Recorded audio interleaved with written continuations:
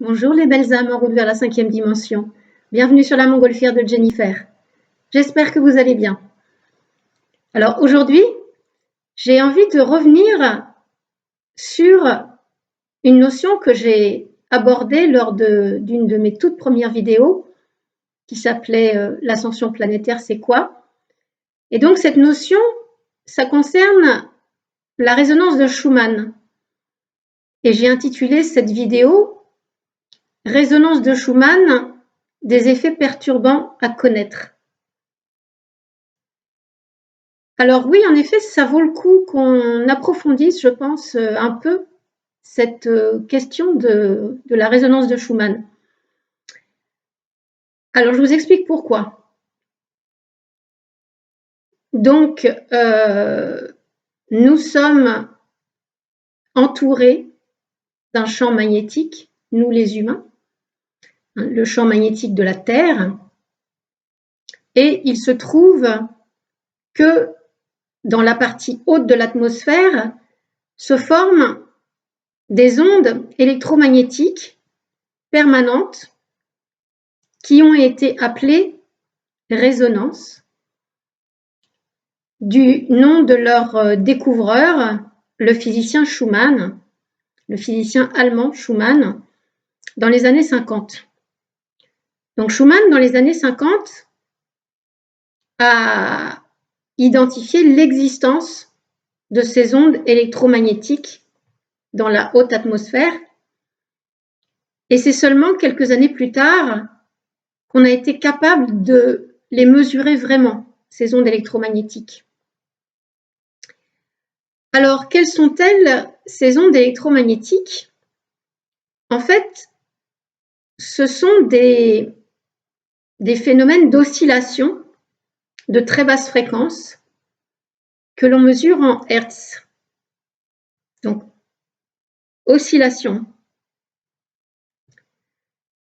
Et il se trouve que il existe une résonance de Schumann principale qui est à 7,83 Hertz. C'est d'ailleurs la raison pour laquelle beaucoup de youtubeurs ou de sites qui mentionnent la résonance de Schumann la mettent au singulier parce qu'en réalité, la valeur de 7,83 Hertz correspond à l'onde principale. Mais cette onde principale, elle a des harmoniques qui sont plus ou moins des multiples de 7. En tout cas, inutile de retenir les chiffres, mais en gros, il y a une harmonique à 14 Hz, une autour de 21 Hz, une autour de 28, une autour de 35. Mais qu'importe. Mais c'est la raison pour laquelle, en réalité, on devrait plutôt parler de résonance au pluriel de Schumann pour tenir compte donc de l'existence de ces résonances harmoniques. Alors, ces résonances de Schumann, elles ont un mode de croisière puisqu'elles sont permanentes et elles sont influencées au quotidien par le rayonnement solaire ordinaire et notamment par la température. Donc, les résonances de Schumann, quand on les observe, quand on les mesure, on voit que elles ont un cycle jour-nuit et elles ont un cycle saisonnier puisqu'elles sont influencées par le rayonnement solaire. Et par exemple, les résonances de Schumann, la nuit, elles se calment puisque la température baisse. Et donc, comme je disais, elles ont aussi un cycle saisonnier qui est lié à la température et au rayonnement solaire. Mais qu'est-ce qui se passe? C'est qu'il y a des phénomènes temporaires exceptionnels qui viennent perturber les résonances de Schumann et qui créent ce qu'on appelle les pics de ces résonances de Schumann. En fait, les pics des résonances de Schumann, ils sont créés par des décharges électriques tout à fait particulières, temporaires. Et ces décharges électriques, elles viennent de quoi? Elles viennent des orages et elles viennent aussi des tempêtes solaires. Donc, je vous explique ça avec un petit dessin, comme à mon habitude. Et je vous ai fait un dessin à défaut de vous imprimer une image réelle d'enregistrement des résonances de Schumann, pour la bonne et simple raison que je n'ai pas d'imprimante. Donc, je vous ai fait un dessin à la place. Donc, que j'ai appelé résonance de Schumann au pluriel. J'espère que vous voyez à peu près bien.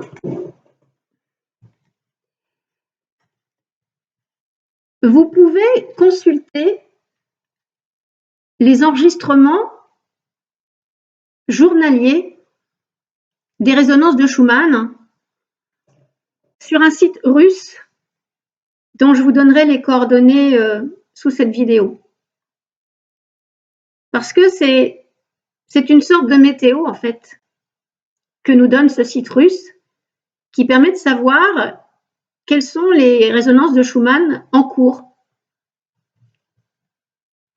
Donc, quand on regarde les enregistrements des résonances de Schumann, ça donne quelque chose comme ça. Donc, ici,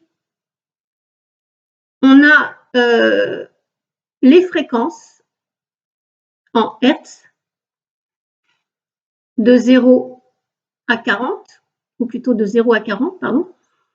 Et ici, on a les heures de 0 à 23 heures pour le premier jour ici.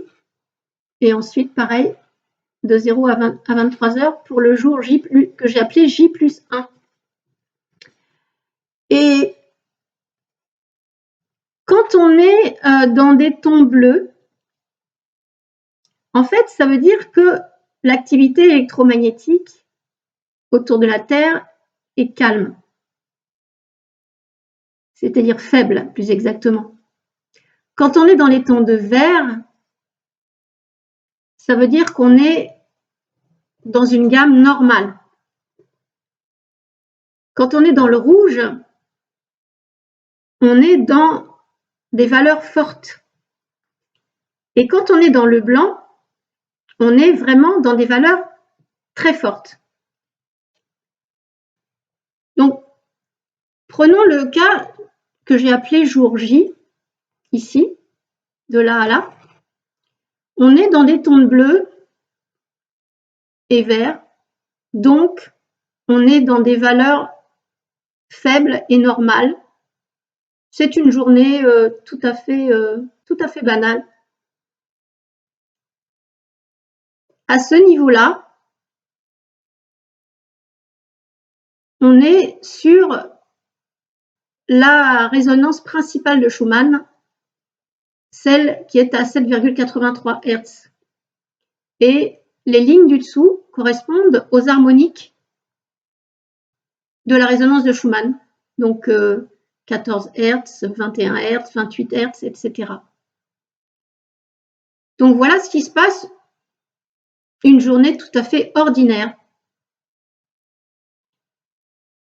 Par contre, qu'est-ce qui se passe quand il y a des événements exceptionnels dans la haute atmosphère?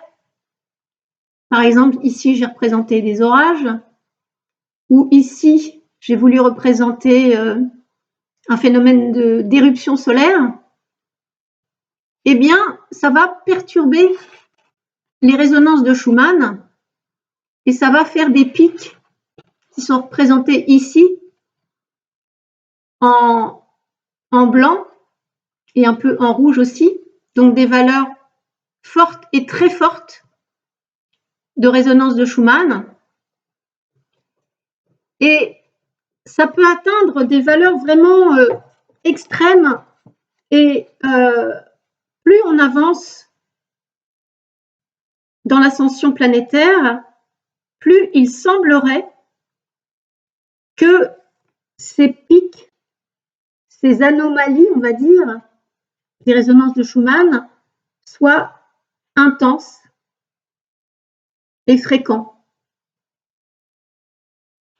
Là, j'ai représenté ici un pic à 118 Hz et ici un pic à 70. Sachant que, puisque les graphiques qui sont donnés sur Internet sont étalonnés de 0 à 40 Hz maximum. Donc forcément, quand on a un pic à 118, eh bien, on est complètement hors graphique. Et à 70, pareillement. Et pourquoi j'ai pris cet exemple de 118? Parce que, par exemple, au tout début du mois de juin, eh bien, on a eu plusieurs jours d'affilée avec des valeurs aussi élevées que ça, que ce 118 Hz. Donc, évidemment, ça a des conséquences sur nous, les humains. Et c'est la raison pour laquelle je voulais vous en parler aujourd'hui. Ça a des effets tout à fait perturbants, ces pics des résonances de Schumann. Pourquoi? Alors, tout n'est pas clairement établi scientifiquement, mais je vais essayer de vous dire au moins ce qu'on sait. Par exemple, l'hypothalamus, qui est une région du cerveau, une région très importante, qui contrôle notre système nerveux autonome, qui contrôle notre système endocrinien, et donc qui produit certaines hormones, et qui contrôle aussi notre sommeil paradoxal, eh bien, cet hypothalamus a une constante biologique de 7,8 Hz. Comme par hasard, la même valeur que la résonance de Schumann principale qui est à 7,83. Et dans les années 60, il y a un élève de Schumann, un Allemand, qui s'appelle Koenig, qui a étudié l'effet de ces ondes de très basse fréquence. J'ai oublié de vous le préciser, les résonances de Schumann sont des ondes de très basse fréquence. Il a étudié l'effet des ondes de très basse fréquence sur le cerveau humain. Et il a donc exposé des personnes à des ondes de très basse fréquence pour observer ce que ça faisait sur elles. Et il a conclu que ça modifiait leur cycle veille-sommeil et que ça leur causait des maux de tête. Donc ça, c'est des choses qui ont été scientifiquement établies. Il a également établi que les ondes cérébrales et les ondes de Schumann avaient des variations temporelles similaires et donc de même intensité. Tout ça pour dire que les influences des résonances de Schumann sur le cerveau humain sont établies. Donc on peut imaginer ce qui peut se passer quand les résonances de Schumann explosent sous l'effet des orages ou sous l'effet des tempêtes solaires, quand il y a ces fameux pics. Alors là, on rentre dans des choses qui ne sont pas encore scientifiquement établies, démontrées. Dans les milieux spirituels, donc il se dit que au-delà de 40 Hz, on accède à une nouvelle réalité, on accède à un état de conscience de 5e dimension, Ce qui est certain, c'est que au-dessus de 40 Hz, on est au niveau des ondes cérébrales gamma.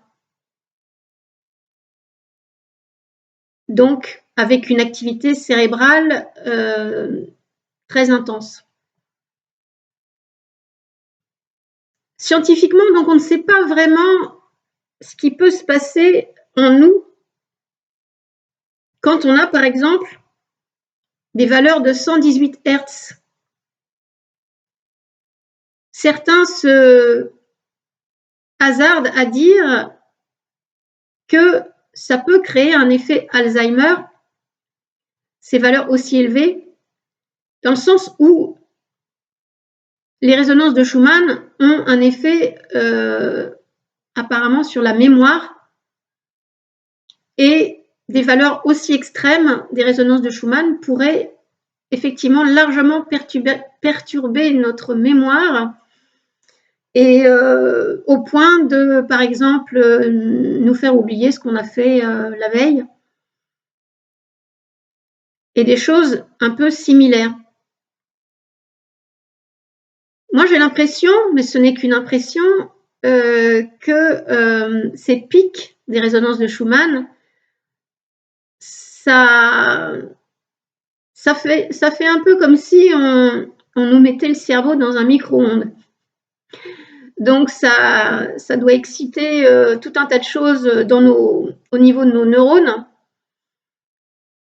et il se pourrait que ça nous fasse vivre effectivement des états des états cérébraux tout à fait particuliers. Et je pense aussi que, puisque ça doit agir directement sur l'hypothalamus, et que l'hypothalamus règle notre rythme cardiaque, notre fonction respiratoire, notre sommeil, donc logiquement, avec des valeurs extrêmes des résonances de Schumann, on doit perturber aussi, chez certains en tout cas, le rythme cardiaque, la fonction respiratoire et le cycle veille-sommeil.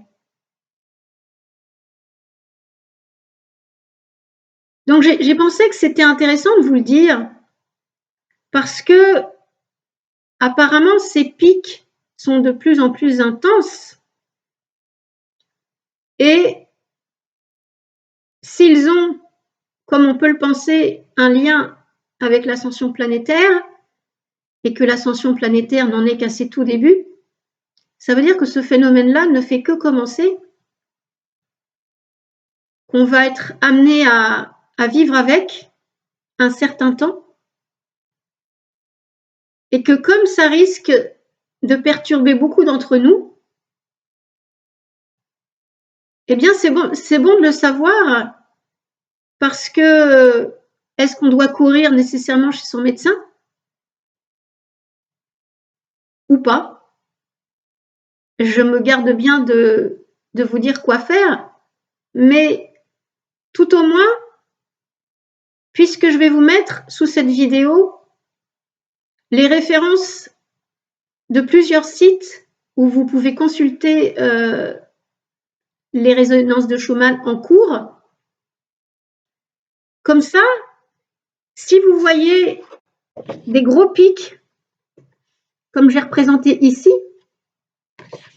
vous saurez qu'il y a des anomalies dans le ciel, dans l'atmosphère, qu'il y a des valeurs extrêmes des résonances de Schumann, et vous pourrez peut-être éventuellement vous dire « Ah oui, je comprends pourquoi j'ai des problèmes de mémoire là ces derniers jours, pourquoi mon sommeil est perturbé, pourquoi j'ai eu des palpitations cardiaques, etc. » Voilà. Je ne m'improvise pas médecin, et je ne voudrais pas non plus que vous passiez à côté de vos problèmes de santé qui ne seraient pas liés aux résonances de Schumann. Mais c'est intéressant de le savoir, parce que ce phénomène-là, je pense, ne fait que commencer, et que ça permet au moins de d'avoir des repères, de ne pas être complètement déboussolé, d'avoir des éléments de compréhension de ce qu'on vit au niveau de notre corps, de notre santé, de notre bien-être. Voilà pourquoi je voulais revenir là-dessus, sur les résonances de Schumann. Donc j'espère que ce contenu vous a intéressé. Mettez-moi des commentaires éventuellement. Likez. Abonnez-vous à ma chaîne. Parlez-en autour de vous. Et je conclus en vous disant, comme d'habitude, que vous êtes amour, que vous êtes lumière, que nous sommes tous un. À très bientôt. Bye bye.